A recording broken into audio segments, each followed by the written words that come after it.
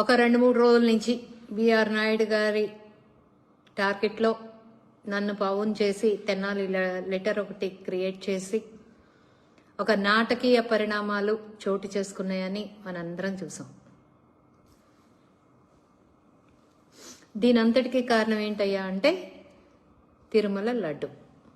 ఎక్కడొచ్చి ఆగిందయ్యా అంటే తిరుమల లడ్డుని డైవర్ట్ చేయడం కోసం ఒకళ్ళ మీద బురద చల్లి ఒకరిని పరువుతో ఆడుకుని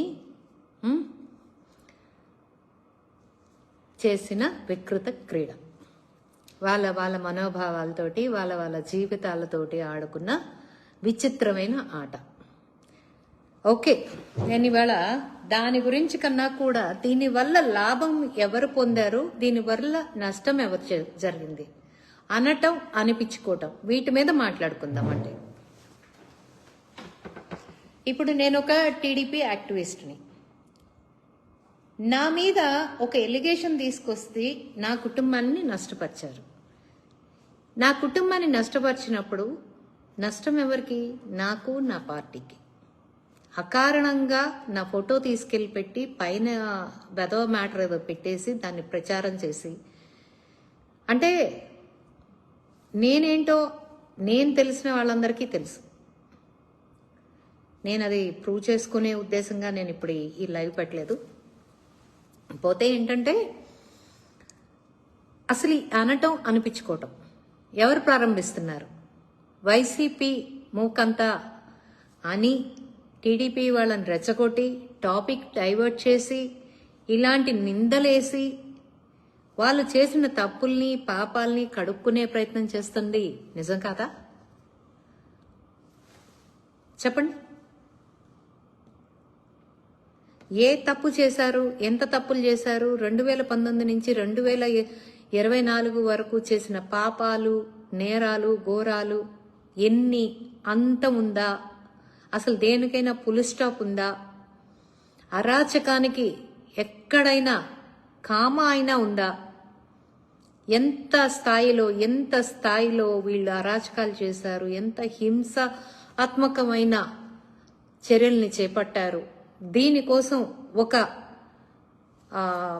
ఆర్గనైజ్డ్ వింగ్ని వీళ్ళు రన్ చేసుకుంటూ కుటుంబాల మీద, ఆడవారి మీద నిర్దాక్షిణ్యంగా దాడి చేస్తూ ఇవాళ నేనైంది, రేపు మీరవుతారు, రేపు ఇంకొకళ్ళు అవుతారు. కాదంటారా? అంటే జగన్మోహన్ రెడ్డికి అధికారం కోసం ఎవరి మీదైనా బురద చల్లటం అలవాటని ఇవాళ దాని గురించి కొత్తగా చర్చించుకోవాల్సిన అవసరం కానీ మనకెవరికి లేదు. బట్ ఇక్కడ నేను చర్చించాలనుకుంటుంది ఏంటి అంటే, ఒక పోస్ట్ వేస్తున్నారు దారుణాతి దారుణంగా. అది మీ మనస్సాక్షికి తెలుసు అది అబద్ధమా కాదా అని. అది అబద్ధమని తెలిసి మీరు ఒక తప్పుడు పోస్ట్ వేస్తున్నప్పుడు, మీరు అనే వాళ్ళు జైలుకి వెళ్తున్నప్పుడు మీ కుటుంబ సభ్యులు ఎంత ఇబ్బంది పడుతున్నారు? మీ చుట్టూ ఉన్న బంధువులు మీ ఆవిడ్ని ఏమంటారు? నిన్నే సయ్యద్ అనేవాడిని ఒకటి జైలుకి వెళ్ళాడు. 14 రోజులు రిమాండ్ విధించడంతో జైలుకి వెళ్ళాడు. ఇప్పుడు అతని భార్యా బిడ్డల పరిస్థితి ఏంటి? జగన్మోహన్ రెడ్డి వస్తాడా? చూస్తాడా? కనీసం బెయిల్ కూడా ఇప్పించడు, కోర్టు ఖర్చులు కూడా భరించడు. అతనేమి నారా లోకేష్ కాదు. అధికారంలో లేకపోయినా కూడా కార్యకర్తను వదలకుండా పట్టుకుని ఉండటానికి అతను జగన్మోహన్ రెడ్డి. తన స్వార్థానికి ఎదుట మనిషిని వాడుకొని వదిలేయటం ఏంటి అనేది చెల్లిని, తల్లిని చూసాం. బైబిల్ పట్టుకునే తల్లి ప్రజల్లోకి వచ్చి ఓట్ బ్యాంకును కాపాడి ఆయన్ని సీఎం చేస్తే ఎక్స్-సీఎంగా ఇప్పుడు ఉన్నాడు అనుకోండి. చెల్లెలేమో పాదయాత్రలు చేసి పాపం అన్నకి సానుభూతిని తీసుకొచ్చింది. మా అన్న లాంటాడు, మా అన్నయ్య లాంటాడు, మా రాజశేఖర్ రెడ్డి కొడుకు అట్లా, రాజశేఖర్ రెడ్డి కూతుర్ని నేను చెబుతున్నాను వినండి అంట నెత్తి నోరు బాదుకుని ఒక పైశాచిక మనస్తత్వం ఉన్న వ్యక్తిని సీఎం చేసింది. పాపం ఆ రోజున తెలీదు ఆ ఆడకూతురికి. అన్నయ్యగా తోడబుట్టిన వాళ్ళని ఎవరు ఇప్పుడు అన్న మనస్తత్వం క్రూరంగా ఉందని చెల్లెల మనస్తత్వం క్రూరంగా ఉండదుగా, సహాయం చేసింది. సహాయం చేయించుకుని చేతులు తులుపుకున్న వ్యక్తి ఎవరయ్యా అంటే జగన్మోహన్ రెడ్డి. ఇప్పుడు ఇతని కోసం సహాయం చేసే ఈ సోషల్ మీడియా గ్యాంగ్ ఎవరైతే ఉన్నారో వాళ్ళ కోసం నేను ఈ లైవ్ పెట్టానండి. ఇది వాస్తవం. ఎందుకు పెట్టానంటే నేను అక్కడ ఒక సిఐ గారి డ్రైవర్ నాతో మాట్లాడుతూ, అక్క జీప్ డ్రైవర్ అండి, ఇది ఇంతకుముందు నాకు డ్రైవర్గా చేశాడు, అతను చెప్పాడు, వీళ్ళు చేసే దౌర్భాగ్యాలు పాపం వాళ్ళ పెళ్ళాం పిల్లలు ఇబ్బంది పడుతున్నారు, నాకేం తెలియదయ్యా ఇదంతా, ఇట్లా చేస్తాడని నాకు తెలియదు, ఇట్లా చేస్తాడని తెలిస్తే నేను చేయనిచ్చేదాన్ని కాదు అని మొత్తుకుంటుంది. ఇవాళ మా బతుకు మా జీవితాలు రోడ్డు మీదకి వచ్చేసినాయి అని చెప్తుంది. మీరు చేస్తున్న తప్పు మీతో పోదు, మీ భార్య పిల్లలకి వాళ్ళ బంధువులకి. ఇప్పుడు మీ భార్య ఇంటికి వెళ్ళి మీ అమ్మా నాన్నకి ఏం చెప్తుంది అంటే తన అత్తమామకి ఏం చెప్తుంది? ఒక ఆడకూతురు మీద పెట్టరాని మాటలు పెట్టాడు మీ అబ్బాయి, ఒక పర్సనల్ ఫోటో తీసుకొచ్చి పెట్టి అబ్యూస్ చేస్తున్నాడు, అందుకని జైలుకి వెళ్ళాడని చెప్తుందా? చెప్పండి.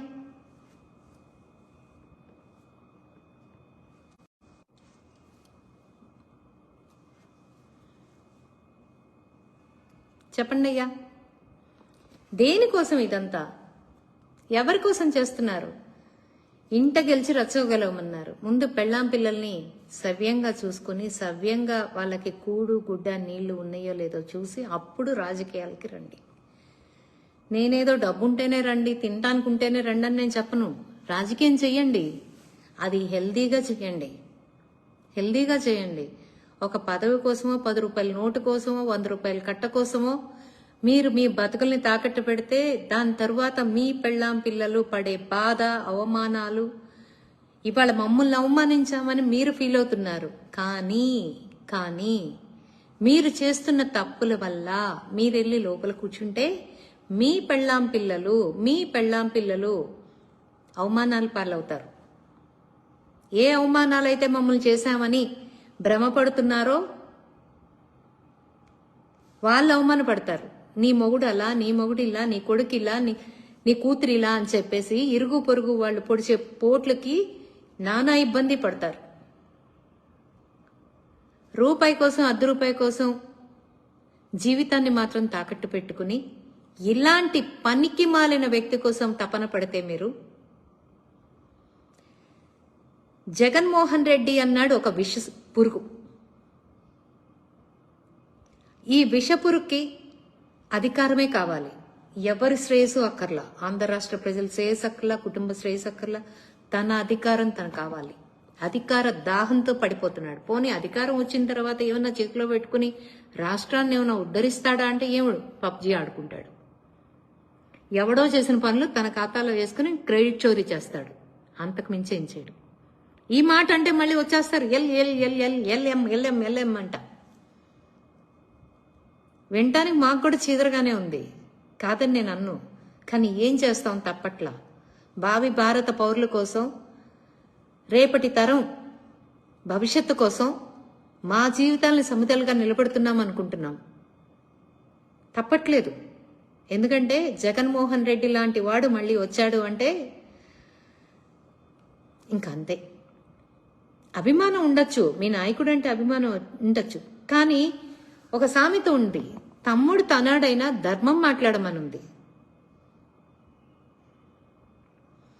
తమ్ముడు తన్నాడైనా ధర్మం మాట్లాడమనుంది. మీ నాయకుడి మీద మీ అభిమానం ఉన్నా మీ నాయకుడు చేసిన తప్పును సమర్థిస్తే మీతో పాటు ఆంధ్ర రాష్ట్రం కూడా నాశనం అయిపోతుంది. ఎందుకు ఇదంతా?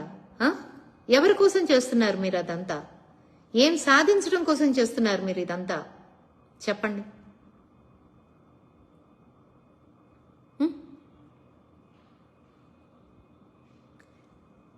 ఏదైనా సాధించాలి అంటే ఒక ఉద్యోగం సాధించుకోండి, చదువుకోవాల్సిన వయసులో చదువుకోండి, తల్లి తండ్రికి ఆసరాగా ఉండాల్సిన వయసులో ఆసరాగా ఉండండి. సంఘసేవ చేయాలనుకుంటే న్యాయం పక్కన నిలబడండి, ధర్మం పక్కన నిలబడి ధర్మ పోరాటం చేయండి. అంతేగాని వాడేదో పంపించాడు వీడేదో పంపించాడు వాట్సాప్ గ్రూపుల్లో పెట్టేయమన్నాడని టపా టపా టపా టపా పెట్టేస్తే మీకు టపా టపా టపా టపా కేసులు మీ వెనకమాలే వస్తూ ఉంటాయి. నేను 2018 నుంచి నేను ట్విట్టర్ అకౌంట్లో ఉన్నాను. ఇవాళ 2 ట్వీట్లు అన్ని తెగ ట్రోల్ చేస్తున్నారు, తిప్పుతా ఉన్నారు.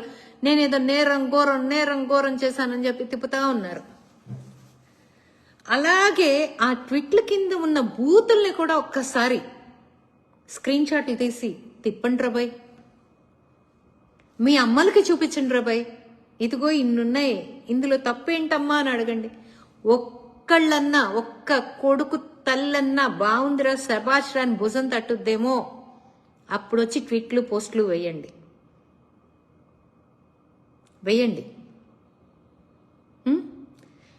2018 నుంచి ఇప్పటి వరకు నేనేసిన దాంట్లో జగన్మోహన్ రెడ్డి కూతుర్లు ఉసురు పట్టిపోతారేమో అంటాం మీకు నొప్పి కలిగించింది. నిజమే, బాధే, ఎవరినన్నా బాధే, మీ పిల్లలన్నా బాధే, ఎవరినన్నా బాధే. మరి ముందు ఎవరినన్నారు, ఎందుకు అనిపించుకున్నారు? అసలు మీరు నా కొడుకు దాకా రాకపోతే నేను జగన్మోహన్ రెడ్డి కూతురుల దాకా పోనుగా, నాకు అవసరం లేదుగా. వాడెవడో ఎక్కడో ఉంటే వాడి కూతుర్లు ఎక్కడో ఉంటే నాకెందుకయ్యా, నాకెందుకు? నేను వాడు చేసే అరాచకం గురించే మాట్లాడతాను. మళ్ళీ వాడు అన్నానని మళ్ళీ ఆ స్థాయి నీకుందా? స్థాయి అంటే ఏంటి? ఆర్థిక నేరాలు చేసి డబ్బులు సంపాదించుకుంటే స్థాయిలు వచ్చేస్తాయా? స్థాయి అంటే ఏంటి నాకు తెలియక అడుగుతున్నాను. ఒక స్థాయి అంటే ఏంటో వివరించండి ఎవరైనా. కామెంట్ చేయొచ్చు, నేను చూసుకుంటాను.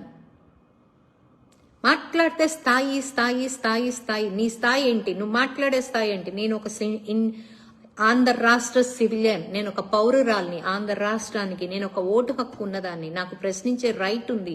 నేను పొలిటీషియన్ని తర్వాత పొలిటీషియన్ అనే దాన్ని తీసి పక్కన పెట్టే ఒక ఆంధ్ర రాష్ట్ర పౌరురాలుగా జగన్మోహన్ రెడ్డి చేసే ప్రతి దాన్ని నేను ప్రశ్నిస్తా. ప్రశ్నించే రైట్ నాకు రాజ్యాంగం ఇచ్చింది. ప్రశ్నించిన వాళ్ళందరినీ మీరు ఎల్లెలను చేసేసి, ప్రశ్నించిన వాళ్ళందరినీ ఎల్లెమ్మలను చేసేసి ఏం సాధించారో చెప్పండి నాకు. ఏం సాధించారు? ఇప్పుడు నిన్న ఇష్యూనే తీసుకుందాం అబ్బా. ఒక ప్రీ ప్లాన్డ్ గా నా ఫోటోను పెట్టి నేనేదో కారు కొనుక్కుంటున్నానని పెట్టి మీరు తెనాలి అనే లెటర్ ని రిలీజ్ చేయడానికి రెడీ అయ్యారు. ఆ రెడీ అయిన దాన్ని తెనాల్లో ఒక బకరా కావాలి, ఒక ఆడపిల్ల కావాలి, దాని బతుకుని పణంగా పెట్టాలి కాబట్టి రేణుకా జెట్టి ఉంది, రాజకీయంగా మన ఎదుర్కొంటుంది. రేణుకా జెట్టికి మనం సమాధానం చెప్పలేకపోతున్నాము. ఎల్లన్నా ఇంకోటన్నా భరిస్తూ భారంగా అయినా సరే భరిస్తూ ఓర్చుకుంటూ ఇంకా కూడా మన పైన పోరాటం చేస్తూనే ఉంది. సోషల్ మీడియాలో నిలకడగా ఉంటూనే ఉంది. సో రేణుకా జెట్టి ఫోటో తీసుకొచ్చి పెట్టేస్తే కుటుంబ సభ్యులన్నా ఆవిడని ఆపుతారు అనే ఒకే కారణంతో నా కార్ ఫోటో నేను ఎప్పుడో నా సంతోషాన్ని నలుగురికి పంచుకునే ఫోటో తీసుకొచ్చి ట్విట్టర్లో మీరు తీసుకొచ్చి పెట్టి పైన ఒక కథ అల్లారు. మీరు వదిలిన వీడియోలు, మీరు వదిలిన ఫోటోలు ఫేక్ అనేది అందరికీ అర్థమైపోయింది. డీప్ ఫేక్ వీడియోస్ అవి అర్థమైపోయింది. ఇకపోతే లెటర్ని పెట్టి వాటికి జీవం పోయాలని చూశారు. ఏదో లెటర్ అంట. ఆ లెటర్ ఎవరో ఇందుమతి గారు అనే ఆవిడ రచించారంట. ఇందుమతి గారు అనే ఆవిడ రచించినప్పుడు బొల్లినేని బిఆర్ నాయుడు గారికి దగ్గర వారైన బిఆర్ నాయుడు గారికి చెందిన ఒక వ్యక్తి మరి ఎలా ఆ లెటర్ వీళ్ళకి ఇచ్చింది, వీళ్ళ చేతికి ఎలా వచ్చింది ఆ లెటరు? It's a sense. ఆ లెటర్ వస్తున్నప్పుడు ఈ లోపల ఒక ఫోటో వెళ్ళి ఎవరు చూసినా ఆ లెటర్లో ఆవిడ ఈవిడే కావాలా అనుకోవాలని ఒక కథ అల్లేశారు. అసలు చాలా చక్కగా ఒక స్టోరీ, ఒక హిస్టరీ అల్లేసేసి మా పరువులతోటి ఆడేశారు. ఒక 100 అకౌంట్లో వేశారు రాబాయ్. మీరేం సాధించారో చెప్పండి నాకు. మీ జగన్మోహన్ రెడ్డికి ఏం బెనిఫిట్ అయిందో చెప్పండి అట్లీస్ట్. లేదా మీకేం బెనిఫిట్ అయిందో చెప్పండి. నాకు 3 రోజులు టైం వేస్ట్ అయింది. నాకు 3 రోజులు చిర్రాకు దొబ్బింది. మిమ్మల్ని చంపలు వాయించట్లేదు అని చెప్పి చిరాకు దొబ్బింది. నేను చెప్తున్నా, ప్రశాంతంగా నా పని నేను చేసుకోలేకపోయా. పద్దాక ఫోన్స్, అందరితో మాట్లాడటం, పోలీస్ స్టేషన్కి వెళ్ళటం, ఇలా నా టైం వేస్ట్ తప్ప దాదాపు రోజుకి 24 గంటలు, అట్లా 24 గంటలు వేస్ట్ అయిపోయినాయి నాకు నా జీవితంలో. మీరేం సాధించారో చెప్పండి. మేము పలానాది సాధించామని చెప్పండి. మేము సాధించాం ఇది. మేము మిమ్మల్ని చేయటం వల్ల ఫేక్ లెటర్ రిలీజ్ చేస్తున్న తరుణంలో మీ ఫోటోని పెట్టి మేము ఎలిగేషన్ వేసి మేము ఇది సాధించాం, మా పార్టీకి ఇంత మోపు గొప్పలు వచ్చినాయి, పలానా వాడు మెచ్చుకున్నాడు మమ్మల్ని, అరే సూపర్ రా అని మెచ్చుకున్నాడు అని చెప్పి నాకు చెప్పండి.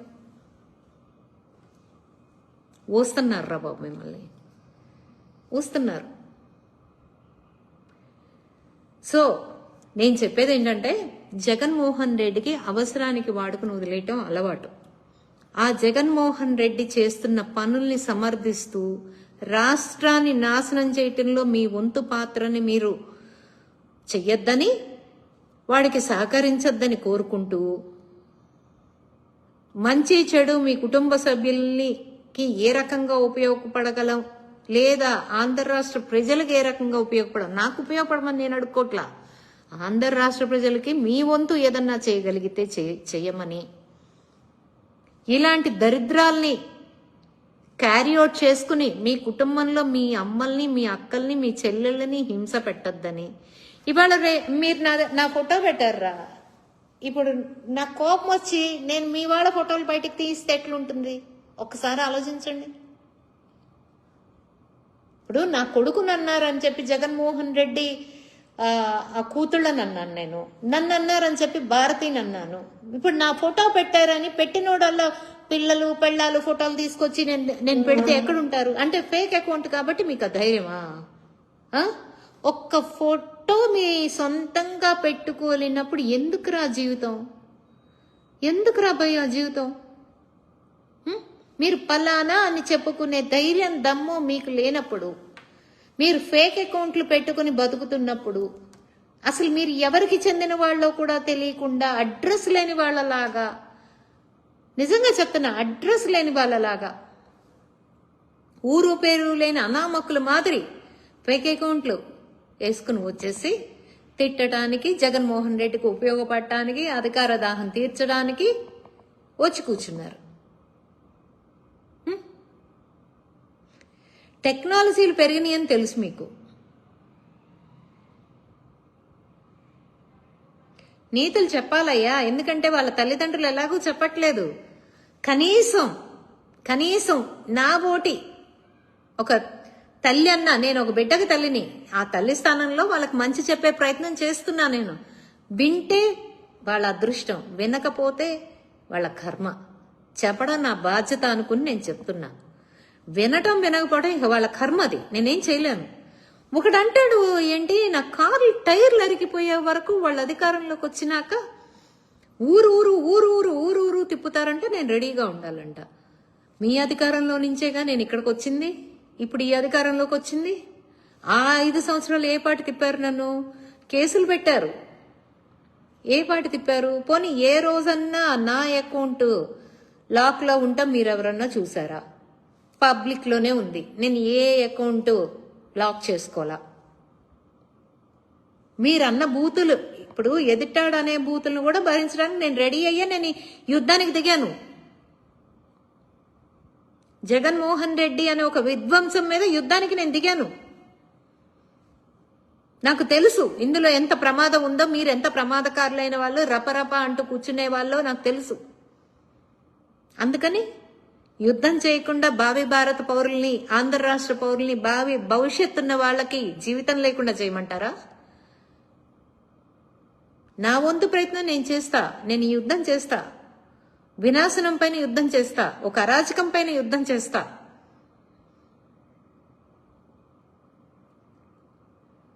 ఒక కిరాతకుడి పైన యుద్ధం చేస్తా.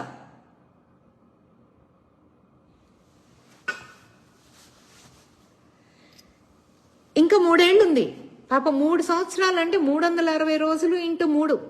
అప్పటిదాకా వెయిట్ చేయటం ఎందుకు? కోర్టులో ప్రైవేట్ కేసులు వేయండి. నాకు కూడా సలీం గడ్తో పాత అకౌంట్ ఉంది, తేల్చేసుకుంటాను. కూతుళ్ళకి పాపం తగలదా అంటేనే శిక్ష వేస్తే అమ్మ నా బూతులు తిడుతున్న మీ అందరినీ నిలువున నరికి పోగులు పెట్టాలా అని నేను అడుగుతా, పెట్టద్దా అని నేను అడుగుతా. చూద్దాం, ప్రైవేట్ కేసు వేసుకోండి, నేను వస్తా కోర్టుకి, నేనే తిరుగుతా. ఇప్పుడే తిప్పండి నన్ను కోర్టులకి. సో నేను చెప్పేది ఏంటంటే, ఏంటి, నా అకౌంట్ మొత్తం ఎతికినా మీరు దొరికింది 2 ఆ 2 తీసుకొచ్చి తిప్పుతా ఉన్నారు. తిప్పడానికి మీకు అరిగిపోతుందేమో. వాడెవడు అంటున్నాడు, నీలాంటాడికి నేనే LM అంట పెట్టాడు, నాలాంటాడికి నువ్వేంట్రా కుండకోర్. వాడికి వాడి భాషలోనే చెప్తున్నా, కుండకోర్. నువ్వు ఎలాంటాడువో, ఎలా ఉంటావో, తేడాగాడువో, అటో ఇటు గానాడువో నాకేం తెలుసు. నీతో అసలు అటు ఇటు గాని వాళ్ళతో నేను యుద్ధం చెయ్యా. అసలు మీ మొహాలు మీరు పెట్టుకోవడం చేతగానప్పుడు నేను యుద్ధం ఎందుకు చేయాలి? నేను మీతో యుద్ధం ఎందుకు చేయాలో చెప్పండి. సో ఏంటంటే, మీరు కొంచెం ఆలోచనకి బుద్ధి బుర్ర కొంచెం ఏమాత్రమన్నా తెలివి ఉంటే ఆలోచించండి. స్థాయి అంటారా, ఎవరి స్థాయి వాళ్ళకు ఉంటుంది. నా స్థాయి నాకుంటుంది. జగన్మోహన్ రెడ్డి అక్రమంతో డబ్బు దొబ్బి ఆయన స్థాయి అదే, ఆయన కొద్దిగా పెద్ద కారులో తిరుగుతాడేమో, లేకపోతే పెద్ద విమానాల్లో తిరుగుతాడేమో. నా స్థాయి నాకుంది. I'm very satisfied about my life. నేను జగన్మోహన్ రెడ్డి లాగా అధికారం కోసమో ఇంకో దానికోసమో దిగజారి మాత్రం ఏ పని చేయను. నాకు కొన్ని విలువలు ఉన్నాయి. నా వ్యక్తిత్వ విలువలు చంపుకున్న రోజున నేను చనిపోయిన దాంతో సమానం అనుకుని బతికే దాన్ని నేను. నా వ్యక్తిత్వాన్ని చంపుకొని మాత్రం నేను బ్రతకను. దానికోసం నేను ఎంతైనా పోరాడతాను, ఎక్కడి దాకైనా వెళ్తాను. కానీ ఒక తల్లిని కాబట్టి, ఒక బిడ్డకి తల్లిని కాబట్టి నేను మీ అందరికీ నేను ఒక విషయం చెప్పాలనే చెప్పకపోతే తల్లిగా నా తప్పు. అంటే ఇప్పుడు నువ్వేమన్నా మా తల్లివా అని కూడా బూతులు మొదలు పెడతారు. అయ్యా మీరు అంతటి గనులేను మీరు. ఇక అంతకన్నా దిగజారిపోతే ఇంకా చేయగలిగింది ఏం లేదు. బట్ ఎనీవేస్ నేను ఏం చెప్పాలనుకుంటున్నానంటే, మాకున్నాడు ఒకడు అజీనీలి, వాడు నిన్నేదో పెట్టాడు, యక్ ప్రసాద్ వెబ్ సిరీస్ చూడాలంట. చూద్దాం, బాగుంటే మేము కూడా చూస్తాం. ఆ వెబ్ సిరీస్ ఏంటో పోలీస్ స్టేషన్లో అడిగే తెలుసుకుంటా. వాడికి ఆల్రెడీ అంతకు ముందే ఒకసారి బైండ్ ఓవర్ రాయించారు. అయినా వాడికి సిగ్గు, ఎగ్గు, శరం, మానం, రోషం ఏమీ ఉండవు. వాడు వస్తాడు, మాట్లాడతాడు, ఏలెత్తి చూపిస్తాడు. వాడి బతుకుల్లో అన్ని బొక్కలే తీసుకొచ్చి ఊరి మీద వేస్తే ఊరకొక చిచ్చి. నా స్థాయిని నేను తగ్గించుకోలేను ఇవన్నీ మాట్లాడి. బైండ్ ఓవర్ రాసినా కూడా చేతిలో సోషల్ మీడియా ఇచ్చారని చెప్పి అన్ని మాట్లాడుతా పెడతా ఉంటాడు. ఇవన్నీ జరుగుతున్నప్పుడు అయ్యగారు వేసిన ట్వీట్ అది, వెబ్ సిరీస్ అంట, డాటర్ ఆఫ్ ప్రసాదరావు అంట. రే, నువ్వుండే తెనాల్లో రేనబ్బాయి, నువ్వుండే తెనాల్లోనే, ఎక్కడో కాదు. పారిపోవటానికి కూడా నీకు ప్లేస్ ఉండదు.